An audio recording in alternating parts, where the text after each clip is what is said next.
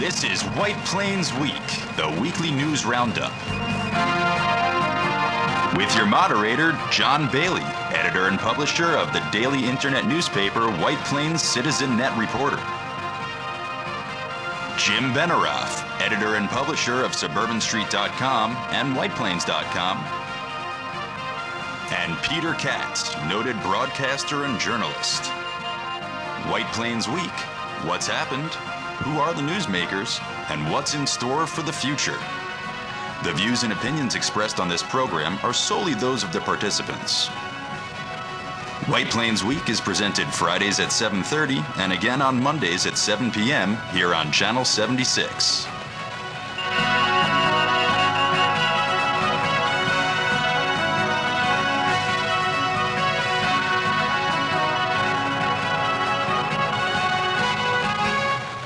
Now, White Plains Week. Good evening, Mr. and Mrs. White Plains, and all of you forum moderators out there. We know who you are. This is John Bailey, the Citizen Net Reporter with White Plains Week, our 15th year on White Plains Television, and I'm joined, as always, but back from a long secret assignment, Jim Benerofe, the legend of journalism in White Plains, and of course, Peter Katz, the anchor for all seasons, who's been with us since 2007. Right. Only seems longer. It is long. Believe me, it's long. Now, I know you've been waiting for this, and you have missed it. Jim Benerofe with the headlines. Now the stories for the week of October 16th, 2015. Mayor takes interested citizens on tour of Metro North Trends Center. Man shot on playground at Winbrook Complex. He is in serious condition. Second election forum is held at the White Plains Library. White Plains Superintendent of Schools Paul Freed addresses the Council of Neighborhood Associations.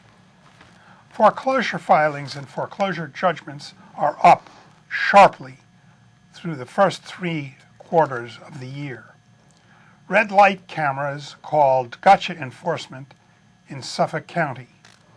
First building in Winbrook Renaissance nears completion slowly. Purdy House up on Park Circle will host Battle of White Plains Anniversary Sunday, October 25th, 10 a.m. to 3 p.m. Thank you, Jim. And right now, we go to the White Plains Week Rollo Newsreel March of Time for, since today? 16th. That's right, the 16th. Right, so right there on the side. And the leaves on cue, after we did last week's show, have started to turn. So that's what some of the treats you can see around White Plains this week. And there'll be more of a More to turn come. forced by the cold weather that's been forecast for this weekend. Yes, and now the Mets are in the National League Pennant Series. You can expect it to be sharply colder. We're recording this on Friday. They play at Shea Stadium. Wow, City Field on Saturday and Sunday. Yes, right. And all them. And it's interesting because they are a first-place team, and for purists, you want the first-place teams in the series. Ain't them Mets amazing? Well, it has been an amazing year, reminiscent of 1969. They had a great August and September, and the young pitching has carried them, and they had surprise performance by Mr. Sapitis. John, equally amazing this week was something that a friend of mine who works in Manhattan told me. He was down at the train station Wednesday morning, waiting to hop on board to go into the city. He looked around, he sees Mayor Roach there. With an entourage, you told me. Right? So some other officials, a whole bunch of people there, and they're poking around the train station. Yes. And as it turns out, this apparently is related to the big development that's in the works now, the big planning to do something huge in White Plains, which big makeover.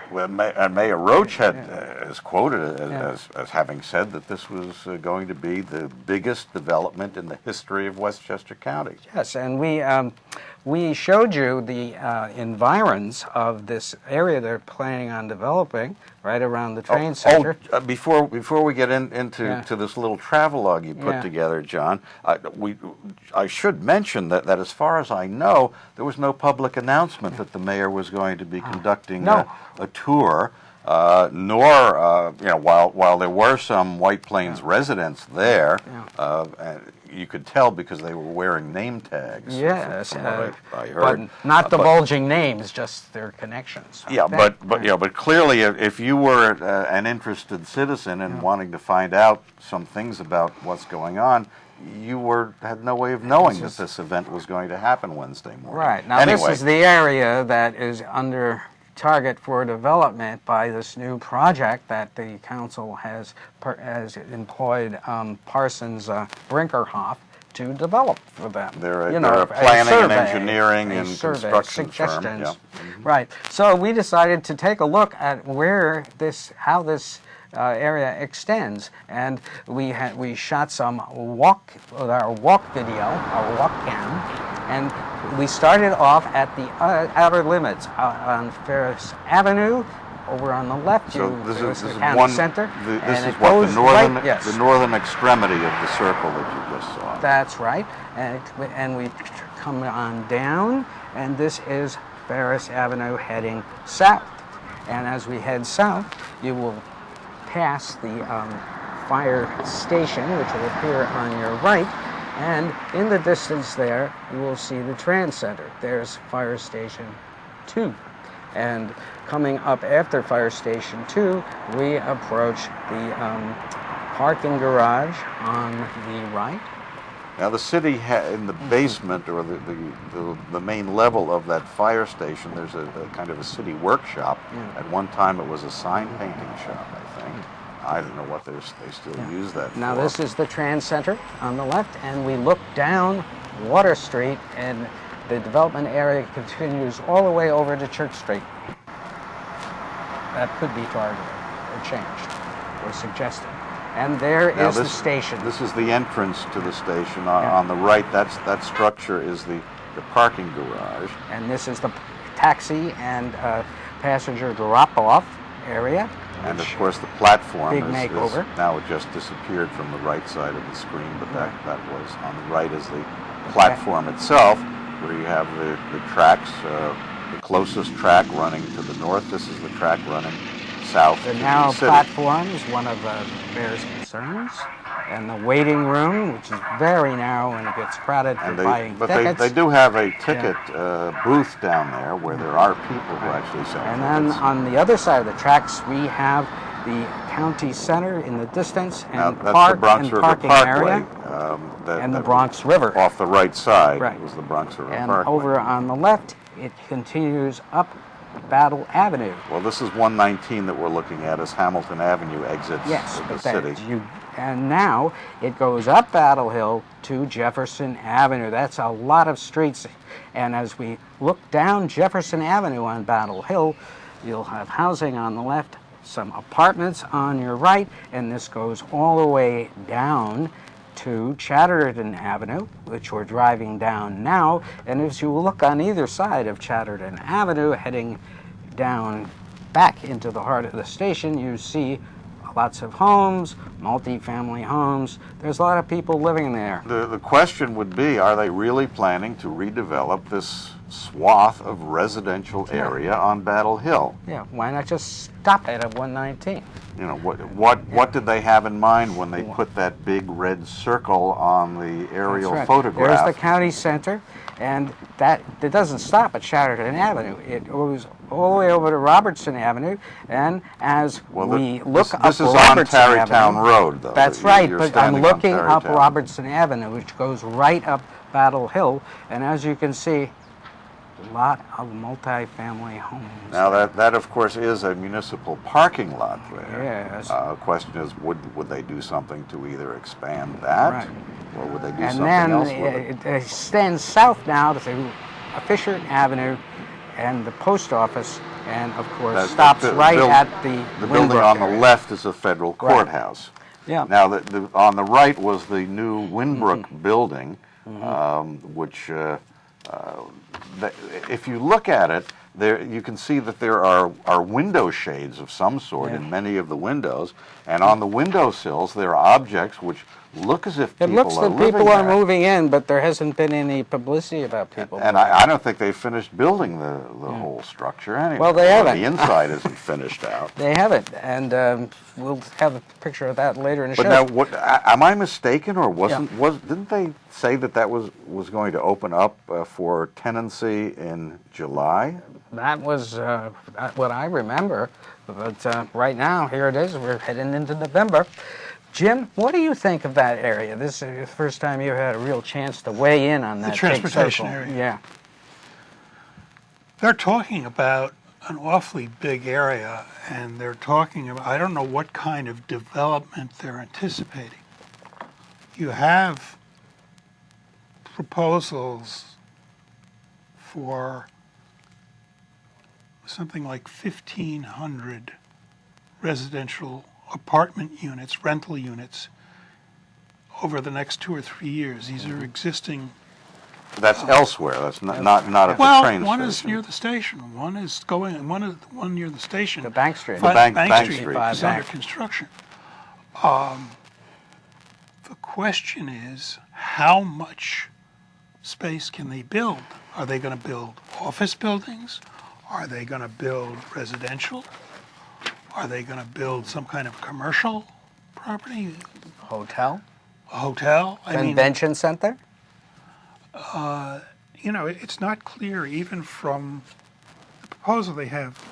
Contract management, multimodal transportation center, stakeholder task force, public outreach. This is what the proposal is doing.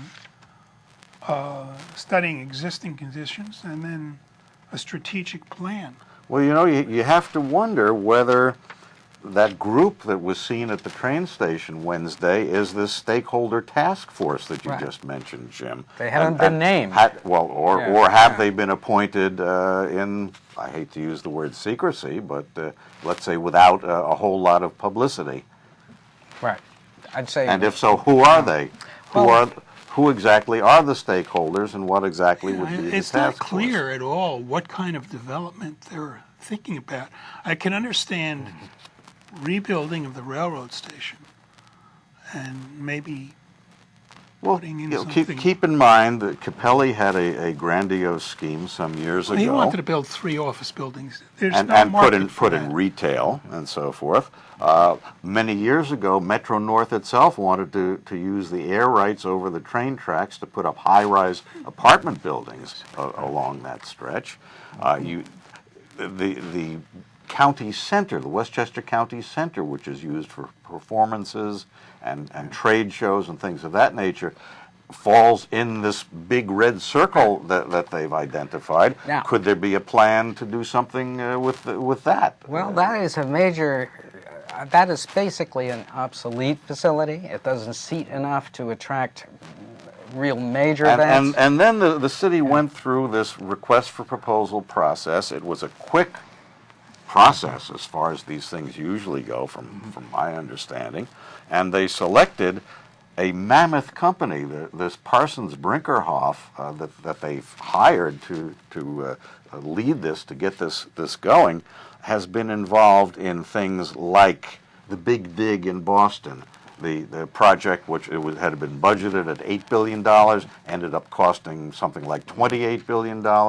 They've been involved in redeveloping a transportation center in Silver Spring, Maryland, which finally opened after running 5 years behind schedule in its construction. They are tied in with projects that the MTA is doing in New York City. And my understanding is that 3 representatives or employees of this company sit on a group appointed by Governor Cuomo to take a look at the entire future of the New York metropolitan area. Yeah. So it's Mayor Roach classified it as a world-class firm, and indeed they do things around the world. It's a big firm, so why pick such a big firm if you're not going to build tens something of big, thousands of employees, something really something like 30,000 employees, $4 billion a year in business, something like that, unless you have something really mammoth in mind. And so we have had clues that somewhere, someone is thinking this is not just going to be a train station. Right. Well, you could put a convention center. Yeah, but why aren't they saying one of the things we're thinking about is a convention center? This, it's very vague, is the only way I can put it. Yes, and vague. I'm not talking from a standpoint of naivete. I've been involved in some pretty big developments. Yeah. Well, the intriguing thing about this to me is if you are too specific, then everybody gets up in arms and say, we don't want that here. You can't do that, and you can't control it. I think this is another leaf of the Andrew Cuomo task force strategy. If you appoint a task force, they're doing the task, and they're doing it. Governments appoint task forces all the time. Yes, but governments also have people who get elected all the time. We're only 18 days away from an election right here. We've got common council election, but where's the campaign? I've seen very little that you can call a campaign here. The League of Women Voters did run 2 forums. We have a slide of that. They did one at the Women's Club, and they did one at the library just a couple of days ago. This is the one at the library that was shot by Amanda Mead for WPCNR, and those are the council candidates up there. But the Republicans have only put up 1 candidate. You got 3 seats that are in contention, but only 1 Republican candidate. Dennis Crone, and then there's Benjamin Boykin who's running in the He's unopposed for legislator, right? Right. There are a lot of unopposed candidates. So really, there's no need to attend the forum unless. I mean, you didn't really need to. I don't know that they said anything very unusual or substantive. In the first one on Tuesday, the League of Women Voters put out a press release saying that the council decided, of the candidates running, their biggest accomplishment was defeating Fasny, the 3 council candidates, and but they haven't defeated it. There's a lawsuit. Was turning it down, perhaps saying defeated was the wrong word. Well, Fasny filed a lawsuit against the city, and just a few days ago, the city answered that lawsuit. Said, throw it out. They put in their answer, and so now they go back and forth and wait for the judge to say something. The paper chase is on, and one thing that they did seem to agree on is the red light cameras. Red light cameras, and Peter. Highly controversial thing. We know that Mayor Roach wants to bring in red light cameras. The council approved it. Yes. In the past, I would have expected some Republican candidates to say, no, we've looked at it, and all around these red light camera programs are being highly criticized. For the Republicans out in Suffolk County now have a battle going on. This is all available on the internet if you want to look for it, Common Council, and learn something about red light cameras. The Republicans in the Suffolk County legislature have come out and said that, hey, this red light camera thing is nothing but a money grab.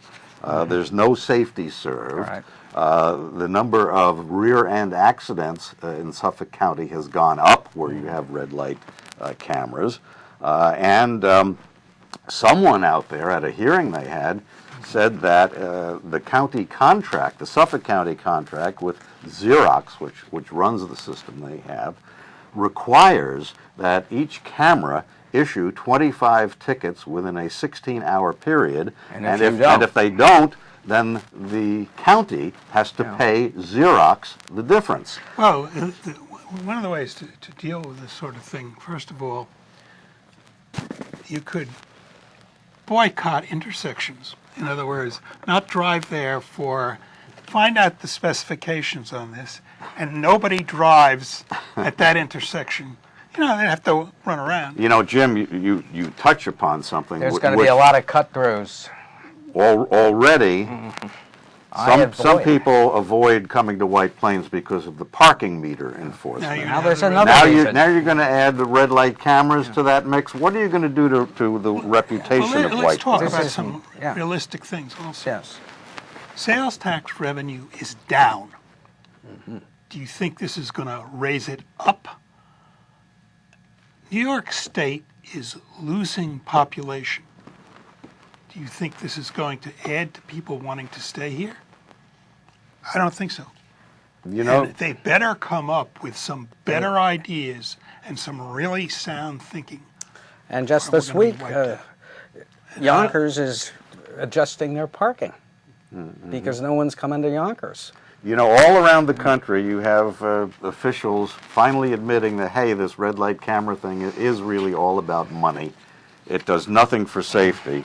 And I found out a couple of really fascinating things. The city of Baltimore shut down a program that it had, and they did not issue enough tickets to satisfy their contract. And what did they pay? They have just settled with Xerox for $2.3 million that Baltimore paid to the operator of the red light cameras. I mean, this is the dumbest idea. Previously they had a different operator called Breckford. They had to pay them $2.8 million. That's a lot of money. I mean, Tallahassee, Florida is expected to have a deficit of $1 million on its contract for red light cameras because they don't issue enough tickets. People have wised up. Cleveland is being sued by Xerox because Cleveland did not issue enough tickets to hit the numbers required in the contract. Well, I think one of the interesting things, they could put a sales tax on parking tickets. And they could put a sales tax on red light tickets, and, that would raise the sales tax revenue. Bite your tongue. Well, I mean don't give them any ideas, That's the kind of thinking. This is, they're already taking notes. Are you taking notes out there, you fool? God. Well, as if there weren't enough questions about taxes and inflation and sales tax collections, the federal government recently said there's no inflation, therefore no increase in the cost of living for Social Security. And the school board, right, now is looking at a 0.7% inflation rate. Yes, that's according to Timothy Idoni, the county clerk, on this week's People to Be Heard, which we just taped this morning. And that can be seen on the internet at wpweek.com anytime you wish, or on many of these same And that is stations. Alarming. In fact, the Paul Freed, the superintendent of schools, appeared at the Council of Neighborhood Associations this week. There is Mr. Freed right in the center. In the center. Right, and he said he does have a plan for raising test scores, and he would reveal it later as the year went on. But he has a tremendous problem if that inflation rate is 0.7, because it was 1.6 this year, and they just rolled everything over and had a great this is not a rollover year. But if indeed inflation is not high, if it's going nowhere in terms of increased costs the way the government looks at it, then these people who have contracts with built-in increases, say a 3-year contract calling for 2 or 3% year after year, they're in very good shape. It's going to clobber Just them. to back up for a second, because I didn't think that you were understanding something. I was being totally sarcastic on the sales tax. We know you were. Okay, I just wanted to make sure that... We know you were, but sarcasm sometimes costs us money. No, but the sales tax is a big problem. Yes. I mean, the White Plains city government is dependent upon decent sales tax And we're revenues. waiting for the figures. If there are things being done that ultimately could backfire and hurt sales tax collections, hurt the revenue, and They got to pay attention. you have to pay attention to it. You have to deal with it. And that includes the Common Council, which now. Well, the shocker that Iadoni said had to do with foreclosures. Shocker of the week. It really stunned me. He sent out a Timothy Iadoni, the Westchester County Clerk, sent out a press release saying that there were 871 judgments. That means foreclosing on a house issued by the courts in the first 3 quarters of this year through September, well ahead of the 772 judgments for all of 2014. And now, a couple of years ago, the federal government was telling us housing crisis is over, we've taken care of it, right? Yeah. No. Clearly, these numbers show that there's something going on here. And these are, once again, the paperwork workouts that were done 3 or 4 years ago, but still it is a factor to be considered in the market that shows that it's not a happy market, as you would be led to believe. Yeah. And well, there were some unhappy people on a playground in White Plains yes. a couple of nights ago. Right, a person man was shot on a playground. Yeah, and then he stumbled out onto South Lexington Avenue, where he was discovered, taken to the Westchester County Medical Center, and in a quite serious condition. Police are investigating. Yeah. Last we looked, we still didn't have an identification on the individual. Right. Now, here's a shot of the Winbrook new building, which is coming up. There we are. And that's the way it looked yesterday. And in the entrance, they are still sealing fixtures hanging down that need to be put up that I can see. There is, it's looking like it's ready to move in, but we have no publicity on this yet. And quite frankly, it has taken a long time to get this first building done, and they've got a long way to go. And we will wait HUD money to get it moving right along. And now I also want to mention that at Purdy House this weekend, which, next slide.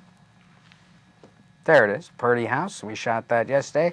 The the White Plains Historical Society will celebrate the 239th anniversary commemoration of the Battle of White Plains, Sunday, October 25th, a week from this weekend.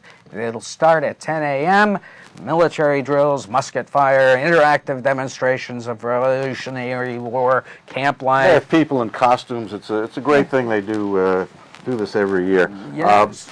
Something's up with the White Plains Beautification Foundation. Someone apparently, or some ones, have been stealing flowers from the gardens that they plant and maintain around White Plains. Yes, it's been going on for a number of weeks. And we understand that whoever is stealing is not just ripping them out, but is carefully removing them to maintain the roots. Well, have you maybe they can be replanted somewhere. Have you noticed the cost of mums lately? $10 over in the supermarket. $8, $7. It's not, they're not cheap anymore. But you can have a very quick 3 minutes of me on WVOX on Tuesday morning. And we'll see you on the radio. 1460 on the AM dial. John Bailey, Jim Benerofe, Peter Katz. Good night for White Plains Week.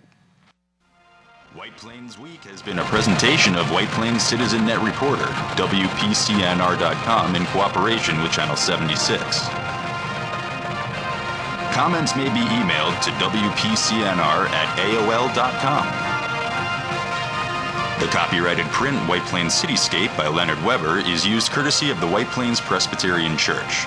For information on its availability, you may contact the church at 761-8585. The views and opinions expressed on the preceding program were solely those of the participants. White Plains Week is presented Fridays at 7:30 and again on Mondays at 7 p.m. here on Channel 76. For White Plains Week, this is Seth Benerofe speaking.